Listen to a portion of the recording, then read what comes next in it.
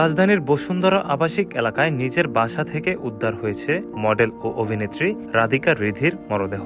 আজ শনিবার সকাল ৬টার দিকে সিলিং ফ্যানে ঝুলন্ত অবস্থায় তাকে পাওয়া যায়। পরে কুর্মিটোলা জেনারেল হাসপাতালে নেওয়া হলে চিকিৎসকেরা তাকে মৃত ঘোষণা করেন। ঘটনাটি নিশ্চিত করেছেন ভাটারা থানার ভারপ্রাপ্ত কর্মকর্তা মাজহারুল ইসলাম।